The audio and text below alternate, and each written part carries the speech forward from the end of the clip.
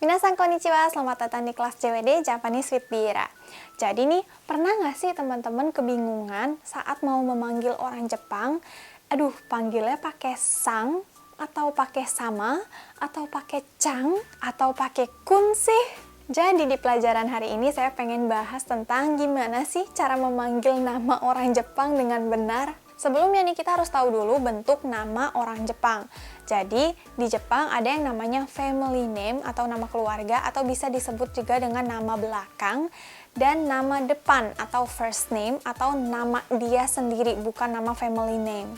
Sekarang kita mau ambil contoh dulu nih dari karakter anime yang lagi lumayan terkenal yaitu Kamado Tanjiro. Kamado Tanjiro. Kamado adalah nama family-nya, nama keluarganya. Jadi satu keluarga mereka disebut dengan Kamado. Kamado. Dan Tanjiro adalah nama dia sendiri.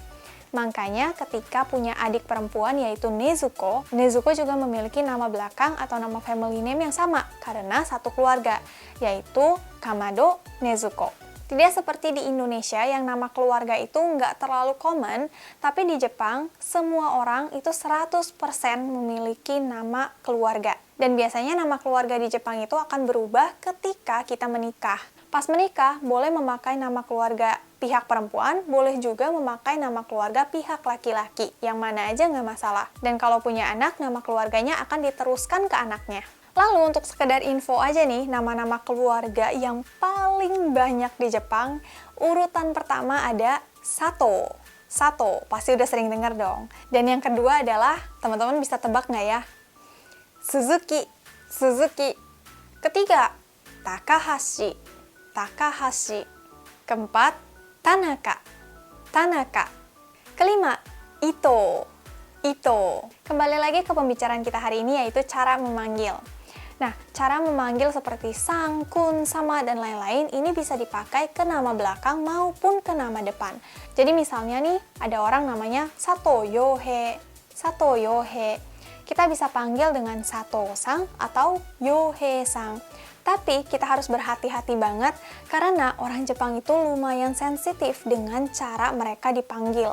Kalau misalnya baru pertama kali ketemu, terus teman-teman panggil dengan nama depannya yaitu Yohe-sang, mereka akan kaget banget. Jadi lebih baik nih, teman-teman kalau baru pertama kali ketemu sama orang Jepang, panggil dengan nama keluarganya aja.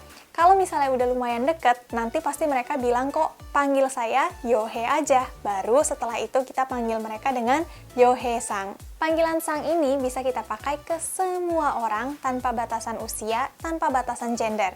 Dan sang ini adalah bentuk respect kita kepada orang lain. Yang selanjutnya mungkin teman-teman juga udah pernah dengar seperti misalnya bucho, atau shacho, atau sensei.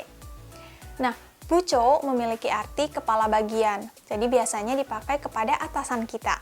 Kalau misalnya kita bekerja di suatu perusahaan dan atasan kita itu adalah misalnya Ito-sang, Ito-sang, kita bisa panggil dengan Ito bucho, Ito bucho.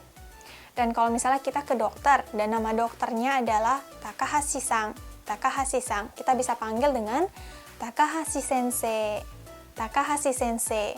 Dan kalau shacho artinya adalah bos atau pemilik perusahaan. Jadi kalau misalnya namanya adalah Suzuki, ya kita panggil dengan Suzuki shacho. Tapi bucho, shacho, atau sensei ini biasanya kita pakai kalau kita udah tahu profesinya beliau itu apa. Kalau misalnya kita belum tahu profesinya, kita bisa memakai sang. Yang selanjutnya adalah chang dan kun. Lalu kalau chang biasanya dipakai kepada teman-teman sebaya kita yang udah deket banget sama kita, kepada sahabat kita. Dan bisa dipakai juga kepada anak kecil. Memang dominannya dipakai ke anak perempuan, tapi sebenarnya panggilan chang ini tidak ada batasan gender. Jadi bisa dipakai ke anak kecil perempuan maupun laki-laki, atau ke teman sebaya perempuan atau laki-laki yang dekat dengan kita. Crayon Shinchan juga dipanggil dengan panggilan chang, Shinchan. Nama depannya adalah Shin dan dipanggil dengan chang, bukan kun. Jadi sebenarnya oke-oke aja untuk dipakai ke anak kecil perempuan maupun laki-laki. Yang selanjutnya adalah kun. Kun juga sebenarnya nggak jauh beda dari chang, bisa dipakai ke teman-teman sebaya kita atau ke orang yang lebih muda dari kita dan dominannya sih biasanya laki-laki. Tapi sekali lagi ini hanya dominannya ya. Dan satu lagi, pemakaian kun ini bisa juga dipakai oleh atasan atau profesor, pokoknya orang-orang yang memiliki bawahan. Dan ini bisa dipakai untuk perempuan atau laki-laki yang lebih muda dari mereka. Lalu yang terakhir ada sama. Sama ini panggilan yang sangat-sangat polite dan biasa dipakai untuk orang-orang yang bekerja kepada customer-nya, seperti misalnya di perhotelan atau di restoran dan lain-lain. Jadi kalau kita ambil contoh, sato sama, Suzuki sama.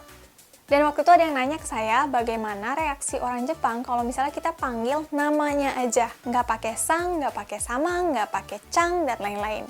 Kalau misalnya ke sahabat atau keluarga, ya nggak masalah sama sekali, mereka nggak akan marah. Tapi kalau ke orang yang kita baru kenal atau kita bahkan nggak kenal, mungkin mereka akan marah. Jadi lebih baik jangan panggil namanya aja, at least pakai sang. Oke, jadi itu dia pelajaran kita hari ini. Semoga membantu dan sampai jumpa di pelajaran berikutnya. Mata nih!